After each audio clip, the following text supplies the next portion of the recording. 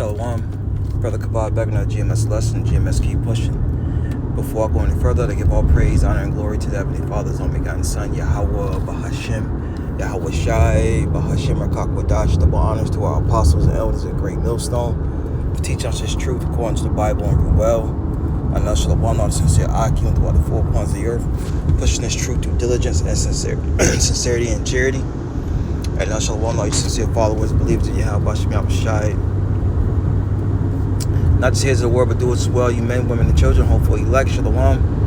Another lesson on trust, which, I find it funny that, a lot of these foundational lessons and scriptures, they don't get a lot of hits.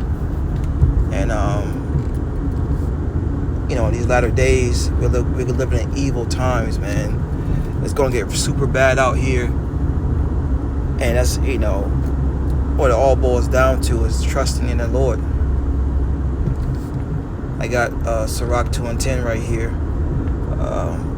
Everything. Yeah, you can stock up on food. You can get, certain survival things. But at the end of the day, it's all going to boil down to us, the hopeful elect, Lord willing. I'm a part of that number. And you sincere Akim and Akwaf that listen. Okay, trusting in the Lord. This is Sirach 2 and 10. It says, look at the generations of old and see, did ever any trust in the Lord and was confounded? So we have accounts written within the scriptures where our forefathers trusted in Yahweh Bashem Shai. Or you have Abraham, got Noah. All right, just to name a couple. Lot. All right. Daniel. And when you trust in something, it's a firm confidence, a firm belief, which equals out to faith. And when you read Ephesians, the 2nd chapter, it is a gift around the 8th verse. Faith in Yahweh Bashem Yahushai, once again, the world calls God and Jesus Christ, is a gift. And those that have it, they're going to trust in Him through what? This word. And through the different trials that the Heavenly Father, through His only begotten Son, are going to, bring us through. May lost job. All right. May lose a home, may lose loved ones, may lose a wife, may lose children. Look at what happened to Job. Job was a big one, man. How he trusted in the Lord and then forsake the Lord, and the Lord increased him in the latter end. It reads on Sirach 2 and 10, look at the generations of old and see, did ever any trust in the Lord and was confounded? Right. Were they put to shame for trusting in the Lord? And the answer is no. Going back to, since I'm at a stoplight, I'll get a quick precept. Going back to Romans 15 and 4, that for whatsoever things are written aforetime, were written for a time, were written for our learning, that we through patience and comfort of the scriptures might have hope. See, these things was written for our learning and for our comfort and for our hope. Well, the Lord tested Job and delivered Job. The Lord tested Daniel and delivered Daniel. The Lord tested Lot and delivered Lot. So we see right there the Lord is a man of His word. And that's why it's very important to read Revelation 1 and 3. Blessed is he that readeth. And they understand the words of this prophecy, roughly paraphrasing, man. Because the only thing that's coming forth is evils and only evils. Famines. All right. You have, that ship that crashed into the bridge in Baltimore, right? That's going to cause things to go up because it's product on that ship, on those ships, and those cargo boxes, man. That goes in stores and things of that nature. A lack of food, bread, water is really getting ready to hit you people.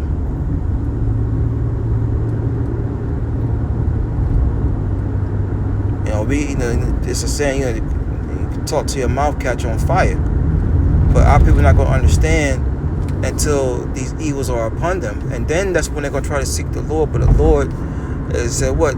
He's not going to answer when you call upon him. Going back to Proverbs 1. All right. So going back to Sirach chapter 2, which is a heavy chapter. All right. It's a heavy chapter.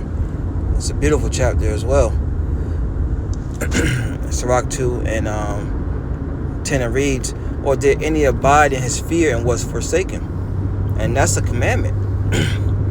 If you trust in the Lord, you're going to fear him. Deuteronomy 10 and 12 comes to mind. The Lord demands that you fear him, O Israel. And that's why it's very important to know who you are in these latter days and what the God of the Bible requires of you. The so-called Negroes, Latinos, Native American Indians, we are the Hebrew Israelites according to the Bible. By a process of elimination, by what the things that will be happening to the Lord's people. That's how we know. All right? That's how we know.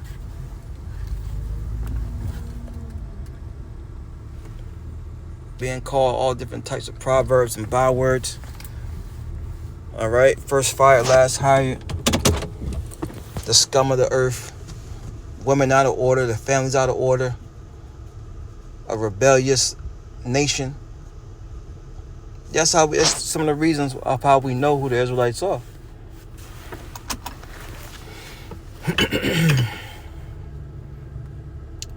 or did any abide in his fear? The fear of the Lord is the beginning of knowledge. Proverbs 1 and 7.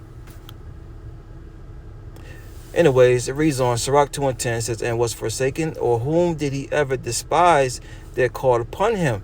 Right, who did the Lord ever hate that called upon his name in sincerity? Because you got guys that call upon the name of the Lord, but it's not in sincerity. It's not with honesty. Okay, you have to call on the Lord with an honest heart, man. Not wavering. Because there's nothing too hard for our power. As the scriptures say.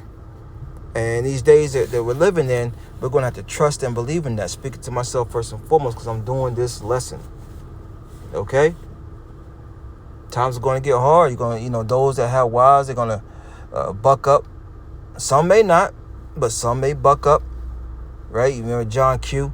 John, you got to do something. Right? That woman going to stress you out. Kids going to be hungry.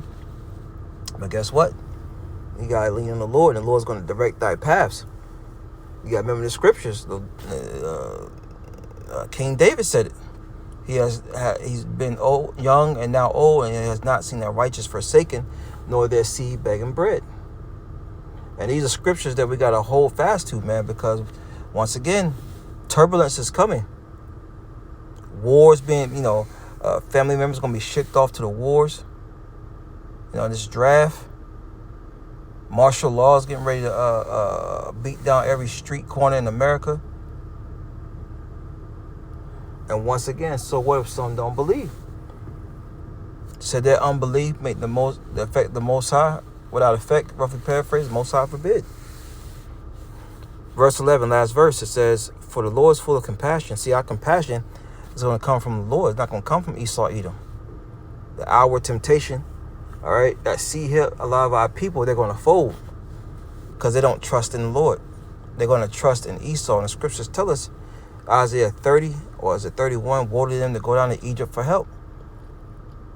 The hell going down to a place that's on its way out. Okay? The hell with it. Let it burn. Let it burn. Our mindset should be on trusting Yahweh Bashim Yahushai and increasing in the faith. The Lord's going to put you through things to increase your faith. All right? It says, verse 11, Sirach 2 and 11, also known as Ecclesiasticus in the Apocrypha, chapter 2, verse 11. For the Lord is full of compassion and mercy, long-suffering. So, the Lord is long-suffering, man. You may feel like you're catching hell for the longest time, but guess what? The Lord is going to increase you at the end. Remember, the scriptures tells us, strive for the truth unto death, and the Lord shall fight for thee. Yeah. It says, and very pitiful, and forgiveth sins, and saveth in the time of affliction.